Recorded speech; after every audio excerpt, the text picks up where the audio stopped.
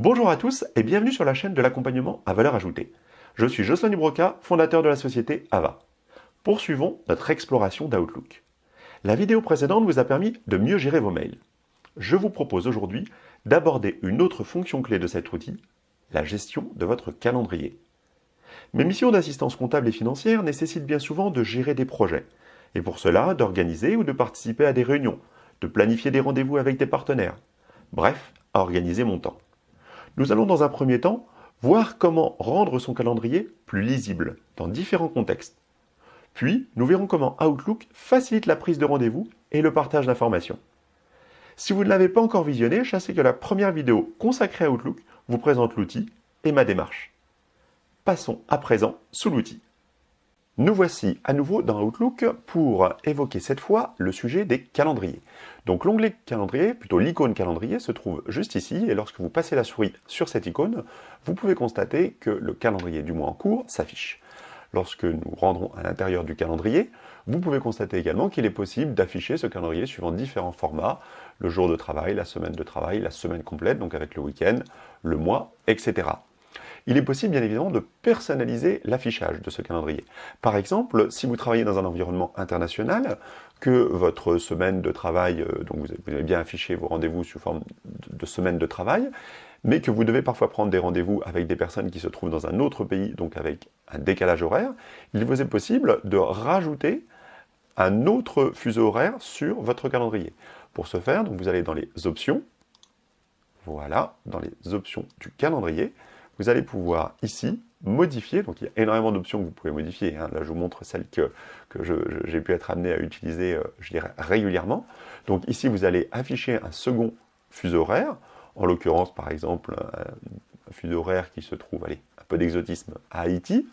Voilà, je valide, et comme vous pouvez le constater, un deuxième fuseau horaire a fait son apparition. Donc comme ça, lorsque vous planifiez une réunion, vous pouvez voir quelle heure il sera dans le pays en question, ou si cette réunion est par exemple une conf call, vous allez pouvoir plus facilement la planifier en ayant en lecture directe les deux fuseaux horaires. Voilà une des nombreuses options qui sont possibles au niveau des calendriers. Maintenant, ce que je vous propose, c'est de créer notre premier rendez-vous. Et pour créer notre premier rendez-vous, nous allons partir de ce client. Nous avons vu que ce client n'était pas forcément très content. La dernière fois, en tout cas, il se posait des questions. Il nous a envoyé un mail à nous directement, sans passer par le collaborateur, comme vous pouvez le constater ici. Et donc, vous voulez planifier une réunion avec ce client sur la base de son dernier mail, et notamment des informations que peuvent contenir ce dernier mail. Il peut s'agir d'un rapport, il peut s'agir d'une liste de choses à évoquer. Donc pour créer facilement une réunion à partir de ce mail, vous avez la possibilité de cliquer sur celui-ci et de le descendre sur le calendrier.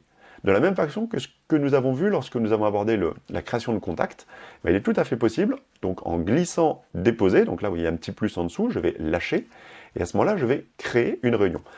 L'inconvénient, c'est que depuis quelques versions, la réunion est par défaut proposée le jour où vous créez cette réunion. Donc là, en l'occurrence, nous sommes le 13 décembre à 11 h, et donc la réunion est créée à ce moment-là. Dans la version, je crois, 2010 d'Excel, il était possible de déplacer le mail directement sur le calendrier à côté à une date précise, et la réunion était créée directement à la date précise du calendrier. Bon, voilà, c'est une petite chose à avoir en tête. Donc là, par exemple, nous allons rajouter effectivement une information qui va être réunion, voilà, pour indiquer effectivement qu'il va s'agir d'une réunion portant sur les questions qui ont été évoquées par le mail. Voilà, en l'occurrence, il y avait juste la notion d'info. Voilà, et donc nous allons pouvoir créer cette réunion. Alors nous allons créer un autre jour, par exemple vendredi prochain, voilà, de 11 h à 12 h, et nous allons donc, potentiellement inviter, donc il est tout à fait possible d'inviter quelqu'un, et il est possible d'envoyer ce mail justement à la personne que nous souhaitons inviter, alors par exemple le client, en l'occurrence c'est ce client-là, et nous allons donc envoyer l'invitation à ce client, et cette invitation va être également bien sûr à jour dans notre mail. Voilà, nous l'envoyons, sans demande de réunion, voilà, un petit warning, en l'occurrence nous allons l'envoyer quand même, puisque le lieu dans ce cas n'est pas très important. Voilà, donc la réunion a été envoyée et nous la trouvons à l'intérieur de notre calendrier cette semaine. Il est possible de le faire apparaître dans le mois. Voilà, nous voyons la réunion avec les questions qui vont être soumises à notre sagacité. Supposons à présent que notre client nous appelle et souhaite effectivement bloquer une date, mais le 15, ça ne lui va pas. Il aimerait avoir d'autres propositions de dates. Et vous aimeriez facilement avoir en lecture directe les dates où vous pensez avoir de la disponibilité, de manière à pouvoir les comparer les unes avec les autres. Par exemple, supposons que nous ayons donc beaucoup d'autres rendez-vous, les autres dates, mais qu'en l'occurrence, à la vue de votre calendrier, vous voyez par exemple que les 14, 19 et 21, vous avez potentiellement de la disponibilité, mais vous avez besoin d'affiner et de voir quelles sont les plages de disponibilité communes que vous pouvez éventuellement lui proposer. Eh bien, c'est très facile, il vous suffit pour cela de maintenir la touche CTRL appuyée et de sélectionner des dates. Donc, je vais sélectionner par exemple le 14, je vais sélectionner le 19 et le 21. Et comme vous pouvez le constater, donc là, j'ai sélectionné en maintenant la touche CTRL appuyée. Je maintiens la touche CTRL et je vais sélectionner dans ce calendrier ici 14, 19 et 21. Et là, comme vous pouvez le constater, les jours et donc les éventuelles disponibilités, indisponibilités des jours en question apparaissent directement. Et comme vous pouvez le comprendre, là, ça devient très très facile de pouvoir facilement comparer des jours et comparer des disponibilités. Sachez pour information qu'il est tout à fait possible également de forwarder un calendrier, d'envoyer un calendrier par courriel à votre client en lui donnant uniquement les plages de disponibilité sur, par exemple, les 7 prochains jours. Donc là, comme vous l'avez vu, j'ai cliqué sur « Envoyer le calendrier ». Vous envoyez donc le calendrier qui est sur l'ordinateur des 7 prochains jours en faisant apparaître uniquement les disponibilités. Si jamais c'est quelqu'un de votre société, vous pourriez également lui faire apparaître un certain niveau de détail, plus ou moins fin, lui montrant par exemple que vous êtes pris sur d'autres sujets. Voilà. Et vous avez la possibilité de faire cet envoi. Donc là, nous n'allons pas poursuivre, mais c'est juste pour que vous ayez cette information. Donc voilà, une façon simple et rapide de visualiser rapidement vos disponibilités pour prendre un rendez-vous. Toujours dans cette logique de visualisation plus rapide de l'information, sachez qu'il est possible également, donc là je vais repartir dans mon calendrier dans une vue normale, voilà, je repars dans mon calendrier, il est tout à fait possible également de faire apparaître de façon plus visible des éléments particuliers de votre calendrier. Par exemple, des réunions, par exemple, des tâches que vous avez matérialisées dans votre calendrier, par exemple, des calls.